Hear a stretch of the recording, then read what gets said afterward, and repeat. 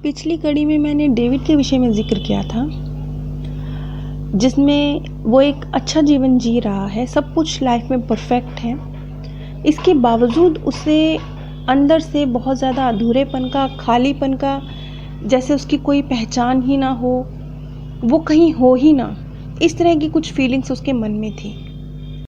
कड़ी नंबर 52 में डेविड के केस का जिक्र किया गया है, जिसका लिंक नीचे पिन कमेंट में दिया गया है। डेविड जब ब्रायन विस के पास पहुँचे तो उन्हें जो अपने पास्ट लाइफ का एक्सपीरियंस हुआ, जिसमें उन्होंने अपने आप को एक नन के रूप में देखा और उन्होंने देखा कि वो किस तरीके से निस्वार्थ भाव से लोगों की मदद कर रही थी अपने उस बर्थ में, और कितनी ज़्यादा वो एक बहुत बेहतरीन जीवन जी के गई थी। तो जब उस बर्थ में उनकी मृत्यु हुई तो किस तरीके से न सिर्फ देवदूतों ने उनका स्वागत किया, बल्कि जिन लोगों की उन्होंने सेवा की थी उन्होंने भी मृत्यु के बाद की दुनिया में उनका बहुत बहुत वेलकम किया। अब इसी कड़ी को आगे बढ़ाते हुए कि डेविड की जब मृत्यु होती है नन के रूप में और उसे लेने जो देवदूत आते हैं, उन्होंने क्या मैसेज दिए, उन्होंने क्या बताया, जो जीवन डेविड जी के गया था नन के रूप में, उसके विषय में क्या बताया। जो देवदूतों ने उसे बताया, उन्होंने बताया कि उसने नन के रूप में जो दूसरों की सहायता की है, जो दूसरों की मदद करी है, उसने बहुत इस कार्य को करके बहुत अधिक पुण्य का कार्य किया है। और वो कितना खुश हुई होगी इस बात को सुनकर, इसका अंदाज़ा आप लगा सकते हैं कि उसने अपने छोटे से जीवन में बहुत पुण्य कमाए हैं। आगे देवदूतों ने उसको कहा कि जीवन की लंबाई महत्वपूर्ण नहीं है, कितने दिन कितने साल धरती पर गुजारे इससे कोई फ़र्क नहीं पड़ता। फ़र्क पड़ता है कि उन दिनों में, उन सालों में उनकी गुणवत्ता क्या थी। आपने कितना प्रेम को अपने अंदर डेवलप किया, कितना ज्ञान अर्जित किया, निस्वार्थ भाव से कितने लोगों की मदद करी, फ़र्क इन बातों से पड़ता है।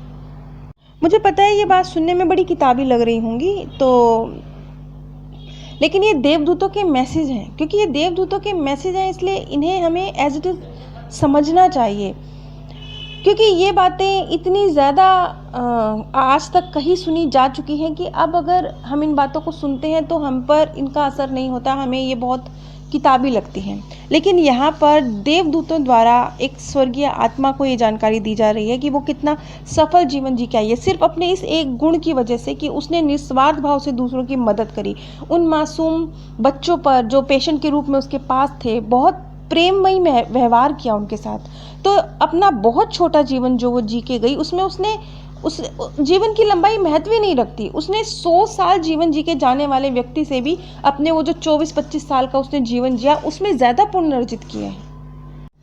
आगे देवदूतों ने उससे यहाँ तक कहा कि कुछ लोग तो एक दिन में ही इतना अच्छा काम कर गुजरते हैं, जिसके लिए और दूसरी आत्माएं 100-100 साल लगाती हैं और 100-100 सालों में भी नहीं कर पाती हैं।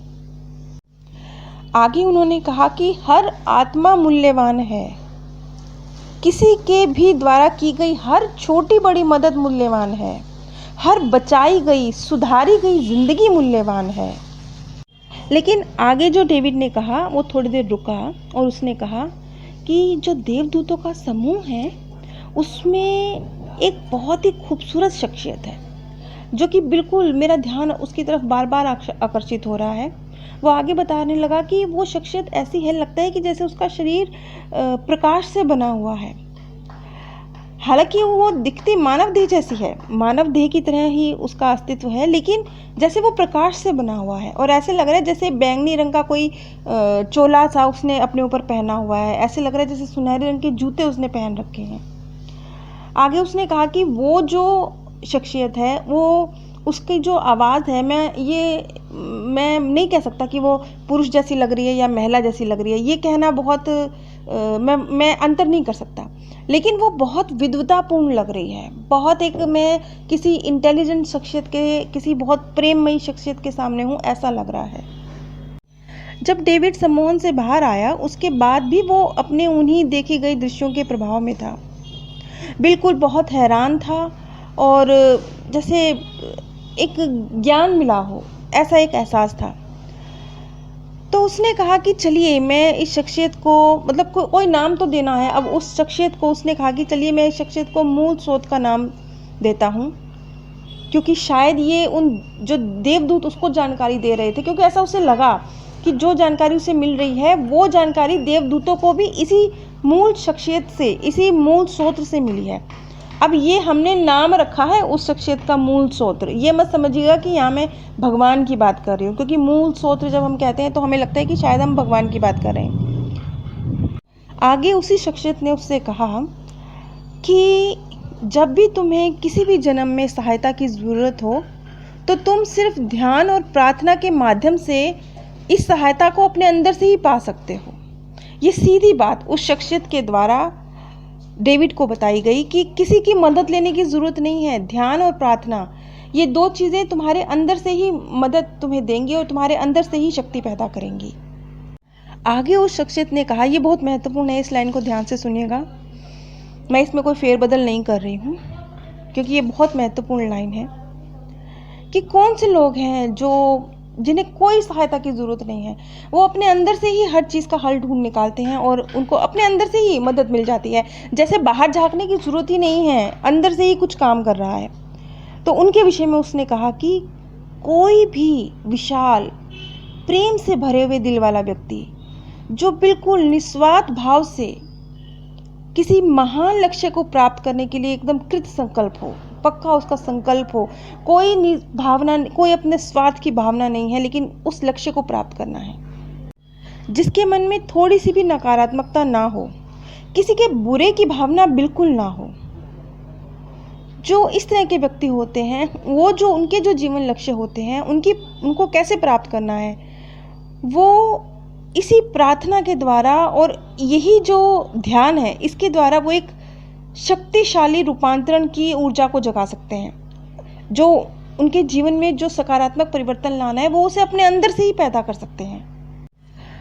डेविड ने एक बात और कही, उसने बहुत हैरानी से कहा कि आज से पहले उसके मन में ना तो इस तरह का कोई ख्याल आया, ना तो वो कोई बहुत धार्मिक व्यक्ति है, ना ही वो कोई बहुत आस्तिक व्यक्ति है, और ये मूल स्रोत क्या है, ये देवदूत क्या है, इन बातों के विषय में तो उसने कभी सोचा ही नहीं।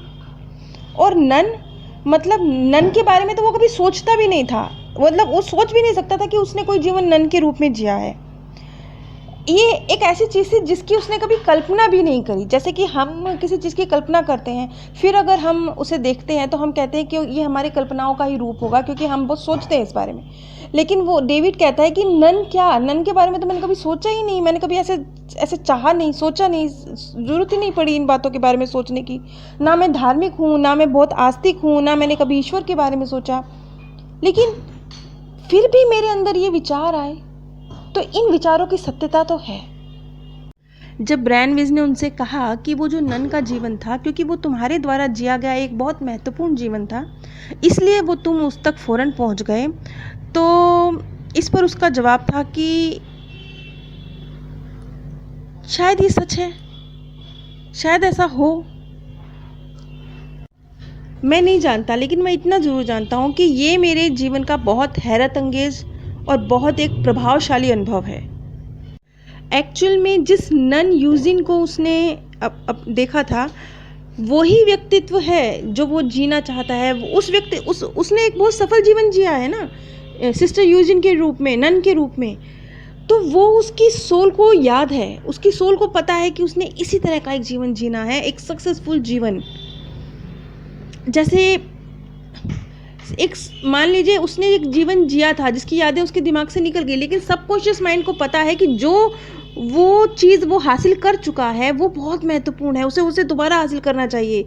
अब वो चाहे उसे भूल गया है, लेकिन उसे याद दिलानी है कि वो काबिल है उस चीज़ को दोबारा हासिल करने के, क्योंकि वो एक बड़ा सक्सेसफुल जीवन जी चुका है ना। तो इस बर्थ में भी, डेविड के रूप में भी उसके मन में ये चाहत है, दबी हुई चाहत, जिसका उसे पता ही नहीं है कि इस बर्थ में भी एक ऐसा ही शानदार जीवन जीना है। ऐसे समझ लीजिए, कोई बच्चा अगर फर्स्ट आ जाता है क्लास में, तो अगली क्लास में जब वो पहुंचता है तो उसके मन में लगन होती है कि नहीं, इस बार भी मुझे फर्स्ट ही आना है।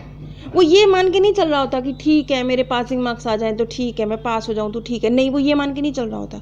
वो ये मान के चल रहा होता है कि मैं लास्ट क्लास में फर्स्ट आया था, तो अब नेक्स्ट क्लास में भी मुझे फर्स्ट ही आना है। वो ये मान के चल रहा होता है। कुछ इसी तरीके से डेविड था, क्योंकि डेविड ने बहुत सफल जीवन जिया था, तो उसका जो सबकॉन्शियस माइंड था वो उसे गाइड कर रहा था कि उसे वैसा ही बहुत सफल जीवन जीना है। अगला एक्सपीरियंस डेविड का क्या रहा, क्योंकि ये सेशन तो यहीं ख़त्म हो गया, उसके बाद एक दूसरा सेशन हुआ कुछ दिनों बाद। उसमें डेविड ने क्या महसूस किया, क्या जाना, अपने जीवन के विषय में क्या देखा, इसकी चर्चा मैं अगली कड़ी में करूँगी। आप सभी से मेरी रिक्वेस्ट है कि नीचे डिस्क्रिप्शन बॉक्स में मैंने अमेज़ोन का लिंक शेयर किया है। अगर आप उस लिंक के माध्यम से कुछ भी परचेज़ करते हैं तो बिना किसी आर्थिक नुकसान के भी आप इस ज्ञान के प्रसार में बहुत बहुत सहयोग दे सकते हैं। आपका छोटे से छोटा सहयोग भी बहुत महत्व रखता है। अगर आप इस लिंक के माध्यम से कुछ भी परचेज़ करते हैं तो आप जिस कीमत पर उसे परचेज़ करते हैं उसी प्राइस पर परचेज़ करेंगे, आपको कोई आर्थिक नुकसान नहीं होगा। आप सभी पर परमात्म सौंदर्य, प्रेम और आनंद सदैव बरसता रहे। आप सभी दिव्य परम धाम में स्थान प्राप्त करें। पिछली कड़ी में मैंने डेविड के विषय में जिक्र किया था।